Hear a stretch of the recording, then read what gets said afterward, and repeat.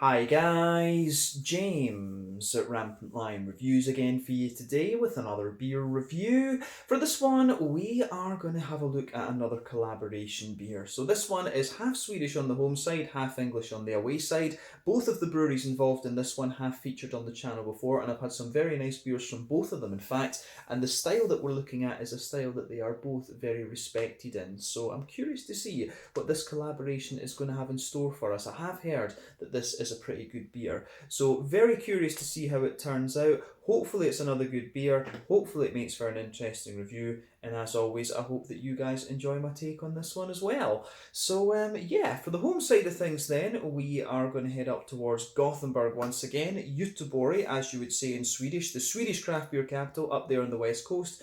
Got to get that Gothenburg catchphrase in when we're reviewing Gothenburg beers because it is just channel tradition these days. And we are going to have a look at another beer from Stigbergets Bryggeri. So this particular beer is called a Croc And Gull story. It comes in at 8.5% ABV and it's a New England hazy, imperial double, whatever you want to call it, IPA. Now, as you can see, this one is brewed in collaboration with Deya Brewing Company, who are from Cheltenham, in Gloucestershire, not too far away from Bristol in the sort of southwest of England, and they are of course as well very well respected for their New England hazy IPAs too. I've not had a day of beer in quite a wee while actually, so that is something that I do need to look into.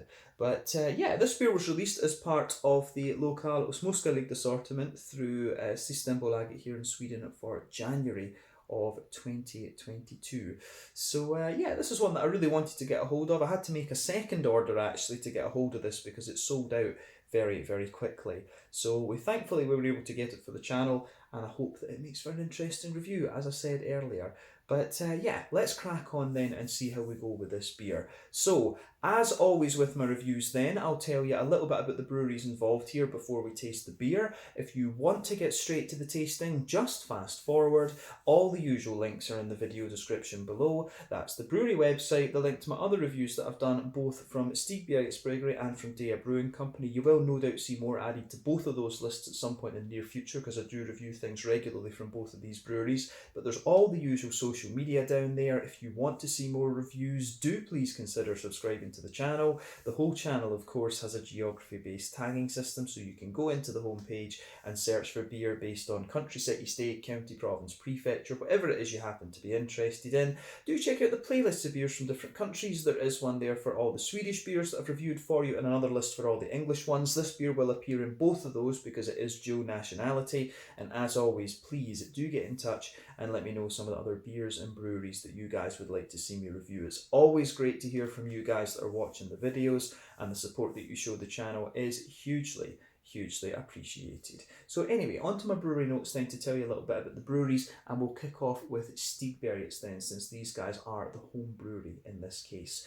So Stigbergets Bryggeri, as I've mentioned to you already, are based in Gothenburg, Göteborg, up on the Swedish west coast, and the company was founded by Nils Hultkrantz and Richard Simonsson. So these guys own two bars that share the one kitchen. This is Bar Kino and the Hagabions Cafe, which can be found on Linnegatan in the city, and they both opened back in about 2007. And this building that you'll find them in is actually an independent cinema, and I didn't realise this until I actually went to visit it. So I got quite a surprise when I went there, but you can check out my out and about video that I did, which was filmed back in about October of 2019, and you can get a little look around. It was filmed mainly in the Bar Kino though, but originally, pardon me, originally the idea that they had was to brew a few beers that they could sell in the bars, but this led to them kegging the beer and selling it to other pubs, and eventually they started bottling the beers in November of 2014. But the original beers that they were producing were mainly different English and German styles, but of course they really started to make their name when they expanded into the more hoppy American styles of beer.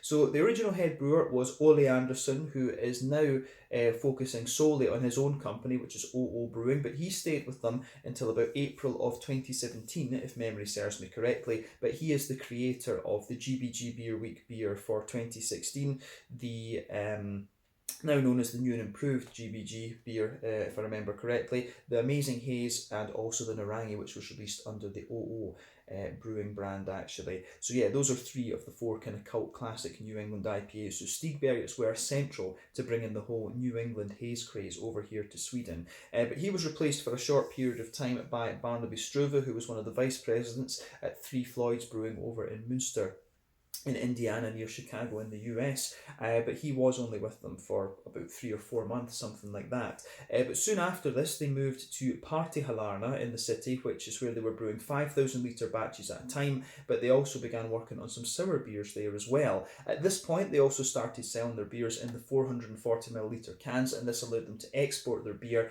And soon after, they managed to replace their brewing team with Ollie Banks, who previously worked for Beavertown in London, and also Lucas Munray, who had previously worked for All In Brewing, one of the numerous gypsy breweries operating in the Gothenburg area.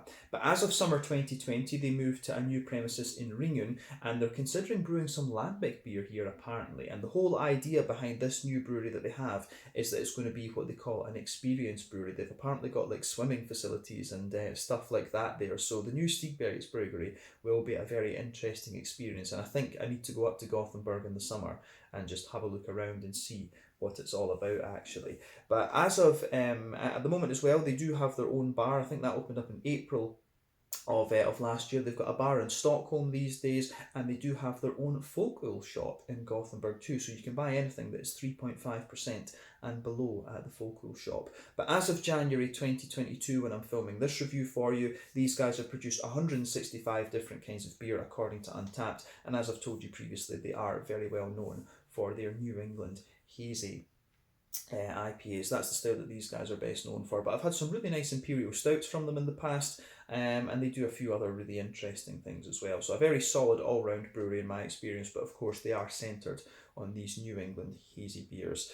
But yeah, that's all I can really tell you about Stigbergets Bryggeri for the moment. If you want to learn more about these guys, you can check out the brewery website. You can follow them on Facebook and Instagram to keep up to date with all the latest goings on. And you can, of course, check out the Rate Beer, Untappd and Beer Advocate pages to learn a little bit more about all the different beers that these guys have done. So yeah, that is the Swedish side of things. On to the English side and Deya Brewing Company. So, as I mentioned to you earlier, Deya Brewing Company are based in Cheltenham in Gloucestershire, which is close to Bristol in the southwest of England, and the company was founded back in 2015 by Theo Frame. So he was introduced to craft beer by his dad, who brought back some beers from America, and after, tasting these beers, he got deeper and deeper into the whole beer tasting idea, and then he decided that he wanted to brew for himself. So he got some work experience at Threakston's Brewery, who are one of the very famous traditional English breweries, of course, before he enrolled at Heriot-Watt University in their brewing programme just outside of Edinburgh. But after this, he worked for a while at 5 Points Brewing in Hackney in London, and then he went over to Odell's Brewery in Colorado in the US. But he decided that he wanted to start up his own brewery, and initially it was gypsy brewing at a few different breweries in the Cheltenham area. But he later bought a brew kit from Harbour Brewing down in Cornwall. He secured a premises, and this was opened up in 2016. But over the years, they've continually expanded their capacity, and by 2019 they'd scaled up to 3,500 hectolitres of beer per year. But they're currently equipped with a 34 BBL brewing system, and they've recently rented out the 2 units next to their current premises, and they're planning to expand up to 30,000 hectolitres per year over the next 10 years. But they also have a large tap room on site as well, which has really helped them drive the growth in recent years, and this is somewhere that I do hope to visit at some point in the future as well. But the brewery itself is named after a village in Mallorca, and as of February 2022 they've produced around 205 different kinds of beer, and the current head brewer is Gareth Moore. So yeah, that's everything I can really tell you about Deya. I believe the last beer that I reviewed from these guys was back in about February of 2021, so it's been nearly a year since I had a Deya beer. But I do have a shop local to me in Scotland now who seem to get quite a few of the Deya things, so we will be reviewing a few more Deya beers over the coming months, so just to keep your eyes peeled for that. But yeah, in my experience, a very solid brewery. The Steady Rolling Man is a lovely, lovely pale ale, and that's the beer that you're most likely to find from them. So yeah, Deya Brewing Company, Steady Rolling Man, that's a very nice place to start with this brewery. But yeah, generally speaking, all round very good. I remember the Tappy Pills, if I remember the name correctly. That was a lovely, lovely lager beer as well, actually. So a very capable brewery all round, in my opinion. So I need to try something from the dark end of the spectrum, maybe an Imperial Stout or something like that. But yeah, Deya are one of the big names when it comes to English craft brewing. But yeah, that is all I can really tell you about Deya for the moment. If you want to learn more about these guys, you can check out the brewery website. You can follow them on Facebook and Instagram to keep up to date with all the latest goings on. And you can, of course, check out the Rate Beer, Untappd and Beer Advocate pages to learn a little bit more about all the different beers that these guys have done. So yeah, let's crack on then and have a little look at this one. So I think, if I remember rightly, I actually saw this beer in the Caledonian Craft Beer Merchant in Dunfermline, but I think it was a Deya. I actually have a feeling it was a Deya can. It might have been a half litre instead of the 440, so I'm not sure if this beer has been brewed both in England and in Sweden, but this is certainly the Swedish version. It's a 440 milliliter can, this one, and you know it does have the Swedish pant on it. But as you can see, the artwork on this one is really nice. The seagull, of course, is the symbol of Stigbergets, and the crocodile, or well, it looks more like a kind of possessed crocodile seagull type thing. And there it looks a little bit, that is the symbol, or one of the symbols that Deya use on their artwork. But you can see on the can here, these are the these are the two different kind of symbols of Stigbergets and Deya respectively. That is also on the front of the can too. But yeah, like I said, a 440 milliliter can, this one. I think I paid 60 Swedish kronor for this, so that is about €6, just a little bit over £5 sterling, maybe £5.25, something like that, and I guess somewhere in the region of like $7 American for those of you watching over there. But as we said, 8.5% New England Hazy Imperial Double IPA. This one contains spelt, actually, which is a very old type of wheat, which should be very interesting. But yeah, barley, oats and spelt wheat malt. So that should be really interesting. But as I said, released as part of the local Småskaligt through Systembolaget here in Sweden for January of 2022. But yeah, a Croc and Gull story. This should be quite nice. Let's crack this guy open and we'll see how we get on. I don't know if this is the first collaboration I've had between Stigbergets and Deya. I have had quite a few Stigbergets collaborations with English breweries, but whether Deya were involved in all of these, I'm not 100% sure. I remember there was one that they did just after Brexit, and it had like there was like 4 English breweries involved in that one. So yeah, but I think that was, I've got a feeling that was like Northern Monk, Wylam, and maybe I think Verdant were involved in that. I'm really not sure about Deya, actually. They could have been, but I'm, as I say, not 100% sure. But yeah, there we go. Anyway, we've got most of the beer out and into the glass just now, and this one looks very, very nice. So before the head disappears, I would say this one has about a 1/3 finger, quite bumpy white head, actually. I'll just let you see that. The head on this one is really quite bumpy rather than being frothy, actually. But that is going to fade away very quickly to just be a really nice kind of foamy layer. But yeah, colour-wise, this beer, I think it's a lovely kind of quite bright yellow colour. I always like comparing these New England IPAs to different fruit juices. That's just what the colour of the beer reminds me of. So this one looks a little bit like a mix of a kind of pineapple and sort of mango tropical fruit juice. But remember, the colour of your beer depends on 1, the type of malts that you use. That goes a long way to determining your EBC rating. 2, the length of the wort boil is also going to play a role, because the longer you boil the wort, the more the sugars caramelize, thus you get a darker colour of beer. Any adjuncts that you put in and any barrel aging that you do will also affect the colour too, but normally you don't have to care about these 2 variables when it comes to New England IPAs. But yeah, lovely kind of bright yellow mango juice colour, this one. The wort boil on these beers is usually about 90 minutes as well. But yeah, in terms of the level of haze of this one, this is kind of what you would expect of a New England double IPA. If we shine the light through this, one, it's yeah, it is pretty damn hazy, actually. I do like how this goes together. But yeah, it has got a really nice little bit, it has got a lovely little bit of haze to it. So yeah, the haze in these beers, of course, depends on the oat content, wheat content, and the yeast to a degree as well. But this one, for an 8.5%, this is leaning a little bit more towards the kind of soupy, gloopy side of things. But I think it looks really nice. I think it does look very, very nice, this one.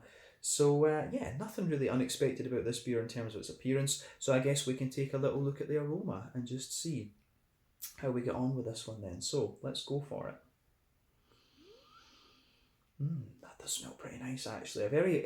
The first impression I have of this one is that it's a very smooth IPA, and as I say, when it comes to New England IPAs, for me there's 6 different characteristics you should look at. You should look at the yeasty and kind of farmhousey character, the sort of rye leaning and grainy character, the oaty creaminess, the wheaty bitiness, and the barley malt leaning breadiness, but some of them can also have a little bit of sweetness to them as well. So these are the 6 kind of factors you should look at when it comes to New England IPAs.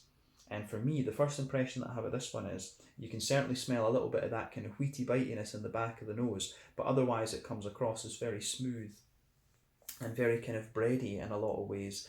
So yeah, I like how this one, I do like how this one goes about its business in that sense. I think this is going to be very, very nice actually. So let's break the aroma down for you and just describe it a wee bit more in depth. So, malty backbone of this one, I'm pretty certain there's got a bit of golden promise in this, by the way. That's a very popular malt for these New England IPAs these days. But anyway, so with this beer, there is a really nice little bit of there's a wee bit of a kind of soft bread crust in there, like a fresh hedgehog roll bread crust in there. That forms the backbone of the beer. On top of that,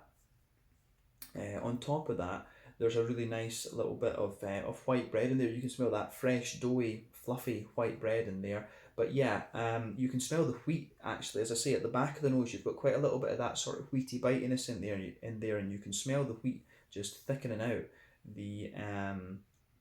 You can smell the wheat thickening out the whole bready character, which is quite nice. So yeah, a little bit of wheaty bitiness, and then a quite crisp but still quite soft and fluffy white bready note and a wee bit of bread crust underneath. On top of that though, you can certainly smell a bit of the oatiness in there. Now the more that I smell of this beer, the more it starts to lean towards the wheaty side of things, which is quite interesting. But from what I remember of Deya Brewing Company's beers, they do tend to lean a little bit more towards the barley malt with a little bit of wheat in there. I always remember them being a little bit more like that rather than being kind of big and creamy and stuff like this. So yeah, that's what's coming out of my mind here, but you can certainly smell a good little bit of oatiness in this one. And as I've said to you in previous reviews, for me, the oaty character is quite often an indicator of how old the beer is, because the older it gets, the more kind of porridge-like it smells. And you can smell a wee bit of that in this one. I'm not sure exactly when it would have been canned, but let me just put the rest of it. I'll put the rest of it into the glass there. But yeah, it says this one. I've got a feeling this one might have been canned in the middle of November, because it says the best before is the 18th of the 11th, 2022. So to be honest with you, I would be wondering if this has been canned in the middle of November, why is Systembolaget not getting this on the shelf for December rather than that? Because this, at the point that I'm drinking this beer, it's about 2 months old, and you want to drink these when they're about, when they've been in the can. You need to give them about 2 weeks in the can to kind of mature and things properly. But if you're putting this out there at the start of December, that's it in its prime. Systembolaget need to get their arses in gear when it comes to that. But yeah, if this is being canned on the 18th of November, which I suspect from the date on it, it needs to be on the shelf a bit quicker than that. And as I say, I've seen this. I saw this on the shelf in Scotland. I didn't buy it because I had a feeling I'd be able to get it over here. But yeah, you can smell a little bit of that with the oats. The oats tell you this one.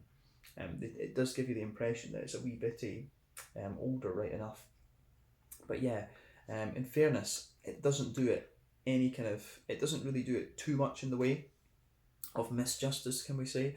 But you can tell with this one, the oats, they're starting to get a little bit of that dryness, so you can tell the beer is a little bit kind of older and things. But there is a wee bit of oaty creaminess in there. You can smell a little bit of that kind of typical Werther's Original type aroma, which you're going to get from an 8.5% New England double. You can definitely pick that up in here. But yeah, you can tell the oats have got a wee bit of that kind of porridgey sort of thing, but you do get a little bit of the creaminess as well. I think that's the malty and yeasty side of the beer covered aroma-wise. So let's look at the hops and then we'll taste it.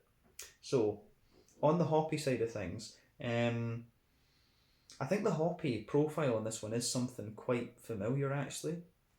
I think this might just be a little bit like Citra and Simcoe or something like that. maybe a bit of Idaho 7 actually. It's very soft. The fruity side of this beer is very soft and tropical, but on the green component, there's a teeny little bit of earthiness there. The floral notes for me are quite bright. But yeah, it's got a nice kind of bright floral character to it, and you've also got, you do also have a little bit of that kind of nice bright grassy character as well. So yeah, the green component for me, nice bright floral character, a little bit of lighter grassiness in there, but I think it works. I do think it goes together very, very well actually.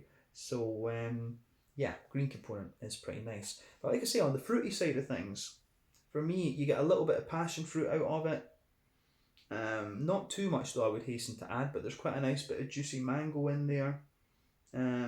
Some pineapple as well, but I think the more that I smell of it, it does lean a little bit more toward that kind of pungent passion fruit. Yeah, a little bit of pungent passion fruit, juicy mango, wee bit of pineapple, and wee bit of pineapple, as I say, and then I do get a little hint of just, you know, like a wee bit. There is like a wee bit of a kind of very slightly limey character to it. So I do think there might be a bit of citra in this. I think there is a bit of citra. There is a wee bit of lemon limey character just coming out of this beer. So yeah, I really like how this one, I do really like how this one goes together actually. So aroma wise, it gets a big thumbs up from me. So yeah, soft tropical notes and then a good little bit of a kind of lemon limey sort of thing. So yeah, this beer gets a thumbs up from me, but I think it's about time that we taste this one. This is taking a bit longer because it's a collaboration brew, but yeah, this one is a Croc and Gull story, 8.5% New England Hazy Imperial Double, whatever you want to call it, IPA, from Stigbergets Bryggeri in Gothenburg and Deya Brewing Co in Cheltenham in England. Let's get stuck in. Slàinte, skål, cheers.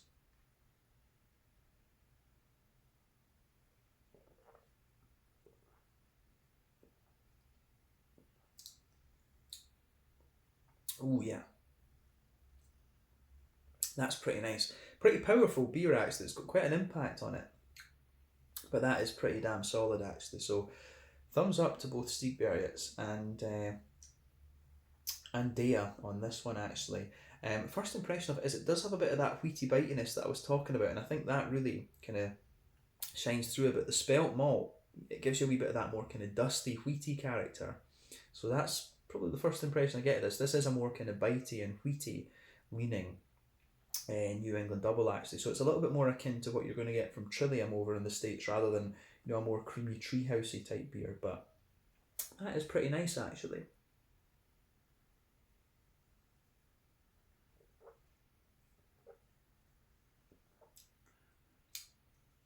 But yeah, the more that you drink of it, the more kind of soft and juicy it becomes. So yeah, this is quite an interesting one because it's got a little bit of graininess in the middle of the palate. It's a bit more wheaty and bitey toward the back, but then it's really soft and juicy toward the front of the palate too. So yeah, this is quite different from what I've had before, both from Stigbergets and from Deya. So this is a beer that's definitely worth trying actually. But yeah, let's break this beer down in stages as we always do and describe fully what we're getting.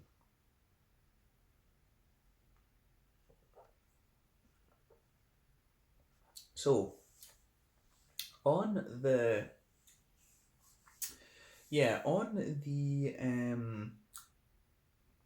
malty side of things then, so backbone of this beer, middle third of your palate, so you can feel there is a nice wee bit of a bread crusty character there, and it does actually have a wee bit of dryness to it, which I really quite like. So the bread crusty notes are definitely a little bit drier, and I think that's due to the kind of spelt malt there. So on top of that, you can feel there is a nice kind of white bready character to it, and it feels a little bit fluffy, but at the same time, it is more like, you know, it just has a wee bit of dryness to it, and again, that's the influence of the spelt malt. I've had a few beers that have had spelt malt in them, and you do get that nice wheaty bitiness out of them, but they make the breadiness just feel a wee bit more kind of grainy and dry in a sense. So I really like how that, I do really like how that goes together in this one.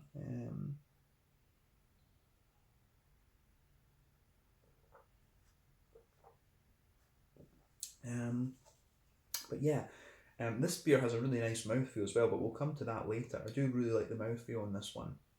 As I say, let's, again, middle 30 palate, so you've got a nice wee grainy bread crusty backbone. On top of that, you can feel a little bit of a dense and quite fluffy, but in a sense quite crisp white bready character coming out of this beer. On top of that though, you can feel there is a wee bit of a kind of straight up, just dense, wheaty character there, and it has a wee bit of bite to it and a wee bit of zip. But then sitting on top of that, you can feel there's a nice, down the middle line of your palate, you can feel that smooth, oaty character coming out of the beer. So yeah, there's a nice big kind of smooth oatiness there going right down the middle of the palate, and then right in the dead centre, you go to the dead centre of your palate, you've got a nice wee, you do have a nice kind of circle there in the middle of your palate. So yeah, nice little circle there, and you've got that kind of Werther's Original. You do have that kind of Werther's Original butter candy, butterscotchy sort of thing. So yeah, that is obviously where the alcohol comes out of the beer. So right in the dead centre of your palate, you can feel it's a wee bit more concentrated. I wouldn't even go as far as saying it's caramel on this one. It is completely like Werther's Original butter candy, butterscotchy type notes that you're getting out of this beer. So that comes out straight away on this one. So it's actually, this is one of these beers where it's actually quite simple in its composition, but it's just really effective. So yeah, bread crust, the sort of spelt malty bread, wee bit of a slightly dense wheaty layer, oaty kind of creaminess there down the middle line of the palate, and then a wee Werther's Original type circle in this one. So yeah, I do like how this beer goes about its business.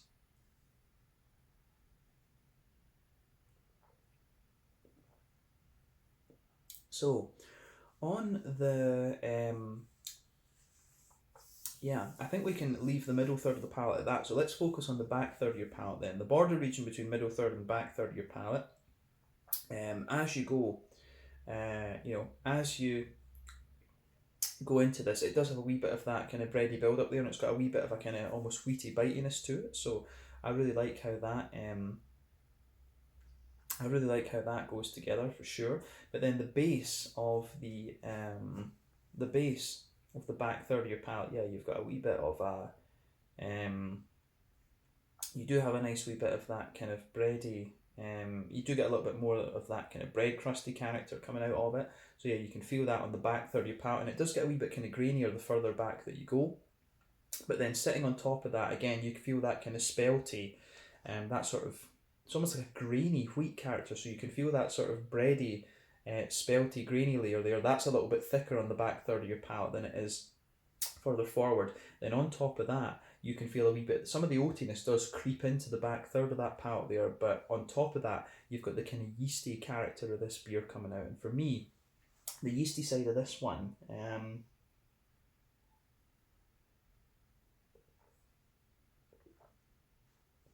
so yeah, the yeasty side of this beer is yeah, it's like a soft white bread, but it's got a little bit of that kind of dustiness to it actually. So yeah, you've got a little bit of that soft kind of dusty, kind of just doughy white bready sort of thing there. So there's a wee bit of that, there's a wee touch of that farmhousey sort of thing, but yeah, it is quite a dense, doughy, it is a little bit more of a kind of dense, doughy, white bready sort of character that comes out of this one. So yeah, you can feel that just sitting on top of everything else on the back third of your palate. But as I always say, the back third of your palate feels a little bit taller, and then as you come further forward on that back third of your palate, it just condenses down a little bit and squashes, and it squashes together a little bit more. So yeah, I do really like how that goes together in this beer. So yeah, on the as we say, on the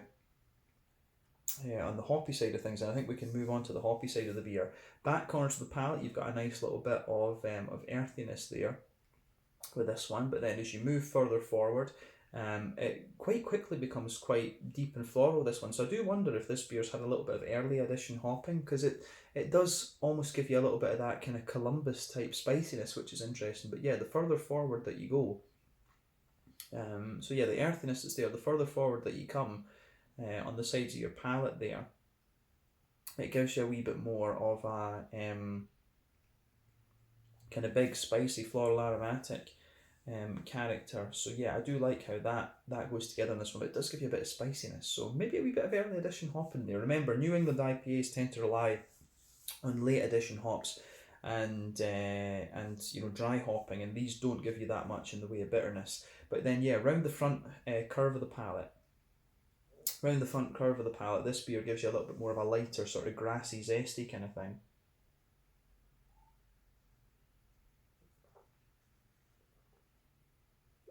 So yeah, it's got a wee bit of a more kind of lighter, grassy, zesty sort of thing around the front curve of the palate too. So yeah, I quite like that. So yeah, green component of this one is actually quite bright and bitey, which is very, very nice. But let's focus on the fruity side of the beer, the front third of your palate. So yeah, border region between front third and middle third of your palate. Again, you get a little bit of a kind of bready build up in there. So yeah, nice wee bit of a bready build up, which is good. Then the base of that front third of your palate is a little bit more of a it does have a little bit more of a kind of soft white bready kind of underlying. So yeah, the base of that front third of your palate is quite nice actually. So yeah, you do get, it has a wee bit of that, it's like white bread, but you do get a little bit of that grainy, spelty sort of thing out of it, and then on top of that you've got that nice oily bubble where the juicy fruity esters just roll their way out of the beer. So for me, let's have a little look at the fruity side of it then.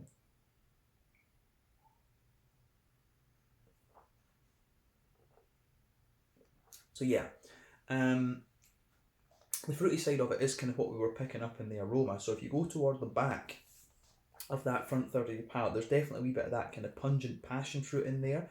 But as you move further forward, it does become a little bit more of a kind of juicy mango. And then as you reach the middle of the palate, it's got a little bit more of it does have a little bit more of that kind of soft pineapple-y. It does have a wee bit more of that kind of pineapple-y. How do we say it? A wee bit of that more kind of pineapple-y. So it's almost got a wee touch of papaya as well. I was go with pineapple. Yeah, definitely passion fruit, more oily, juicy mango than a wee bit of pineapple. But there is a wee bit as you move into the front half of that front third of your palate, it really becomes a little bit more kind of lemon, limey, and zesty. So I'm thinking Centennial or Equinaut or something like that. This beer does actually have a wee bit of zest, but the other thing is it could be, Citra. But I've got a feeling this is either like Citra, Galaxy, and there could be a little bit of Centennial or something. I'd be very curious to know what the hop profile on this one is, because this beer really does start to lean more towards the kind of zesty side of things. But Centennial, Centennial and Equinaut are not all that commonly used these days. But yeah, really, front half of the front third of your palate there is really a sort of lemony and zesty actually. And I've not had a beer that's like that in quite a wee while, but having a spelt malted New England IPA is quite different as well. But yeah, this is a really quirky and interesting beer, this one. But when you get two prominent New England IPA breweries like this coming together, you want something that's going to stick in the mind a little bit. And this beer is certainly capable of doing that. So thumbs up to Stigbergets and Deya for thinking outside the box a little bit. This is an interesting beer for sure. But yeah, to be honest, I think we can leave it at that for this one in terms of describing the flavour. Let's round off the review with a look at the mouthfeel then.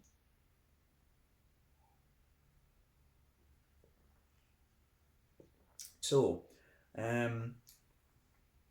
mouthfeel wise, this beer, I think it's toward the top end of mid-bodied. It is toward the kind of top end of mid-bodied, this one. Carbonation is very smooth. It does have a degree of slickness to it, and there is a wee touch of creaminess to this one for sure. So I do get a little bit of creaminess out of it. Wee bit of slickness, as I say. But yeah, I do like how this beer goes together in that sense. So it gets a thumbs up from me. On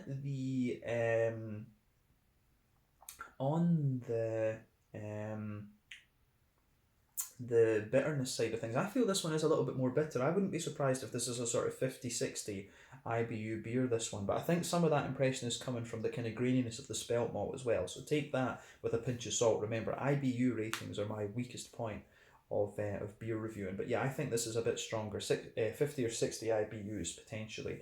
Malt base, as I said, is quite kind of grainy in this one because of the spelt, but there's a wee bit of sweetness in there. And I also got a little bit, you know, if you take a bigger gulp of this, you will get a wee bit of an oaty sweetness out of it too, which is quite interesting. But the fruity side of the beer, as I said, is a little bit more kind of smooth and tropical leaning, but there is a good little bit of a fruity kind of zestiness in this one as well. But overall, it's a really nice beer. This one, quite different from what I've had both from Stigbergets recently, and I review their beers quite regularly, and quite different from the other Deya things that I've had actually as well. But yeah, I think we can leave it at that for this one. This has been a really nice beer to review. Nice to return to Stigbergets after a little while, and nice to feature Deya again after a bit longer. So yeah, this one was a Croc and Gull story, 8.5% New England Hazy, Imperial Double, whatever you want to call it, IPA, from Stigbergets in Gothenburg and Deya Brewing Company in Cheltenham in Gloucestershire over in England. So yeah, thank you again for watching my beer reviews. Until the next time, please like, subscribe, share, all the usual YouTube stuff. Let me know your own thoughts on this beer in the comments section below. Let me know what your favourite beers are from Stigbergets Bryggeri and Deya Brewing Company as well, and we will no doubt return to both of these guys at some point in the near future. Till the next time, slange it, skull, cheers, and see you guys on the next review. Thanks.